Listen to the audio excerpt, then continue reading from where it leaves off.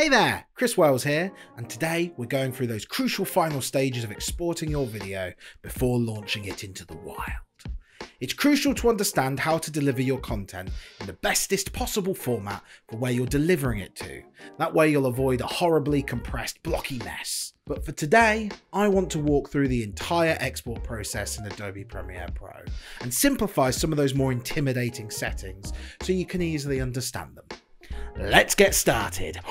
Before you even hit the export button, it's important just to triple check everything is colored correctly and that your audio levels are level, as well as that your sequence is in the correct aspect ratio for your target platform. If you haven't nailed that last one yet, be sure to watch our previous video on auto framing for help. To get started, go up and select the Export tab. Here you'll be greeted with the Export menu. On the left-hand side, you'll find destinations where you can adjust settings for different specific platforms and publish directly to them. While the platforms differ, the core concepts like resolution, format, and bitrate remain the same. So I'm just going to focus on exporting as a media file for today. At the top, you have your file name and location. Make sure it's saving to where you expect it to, because you don't want to go searching for that later. You then have presets, and you'll see a fair amount of options here, with the most common ones based on your video size or bitrate preferences, with a load more at the bottom when you click more presets. These will only be used as a foundation, so just find one that matches your needs. As we're exporting this as a 1080p video, let's go for high quality 1080p HD as a base preset. For most projects, the H.264 format is ideal due to its balance of quality, file size, and compatibility when it comes to social videos. Under the video drop-down, you'll find your video settings. Make sure the frame size or resolution is set correctly, especially if you're exporting a vertical video. Keep an eye on that one. It should be 1080 by 1920, not 1920 by 1080. Matching your frame rate to your original footage is essential to avoid visual inconsistencies. You can match these settings to the one on your sequence by just clicking that little tick box on the right.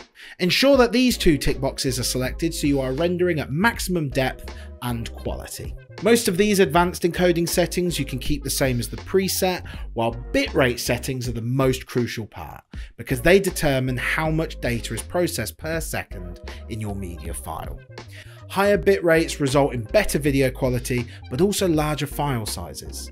I recommend using variable bitrate for web uploads. This adjusts the bitrate dynamically dependent on the complexity of each scene, allocating more data to complex scenes and less to simple ones.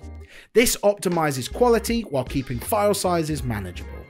If you don't mind waiting longer, then you can set it to 2-pass, which ensures even better video quality by analysing the video during the first pass and then optimising the bitrate allocation during the second pass. You can also check your approximate file size here and check that it's in line with your target platform's guidelines to avoid creating files that are just too massive to upload.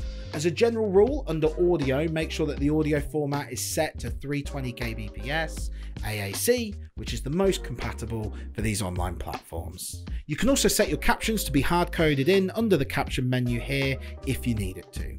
It's always best to export a specific file for each platform with optimized settings, as the file size limits can vary wildly and are updated regularly. Be sure to check the documentation provided by each platform to see their recommended settings. Now, just press Send to Media Encoder and it will send it over, ready to export. Here you can queue up all different versions of your video ready to go, change it with a little preset on the drop down, and then just click to edit anything more specifically.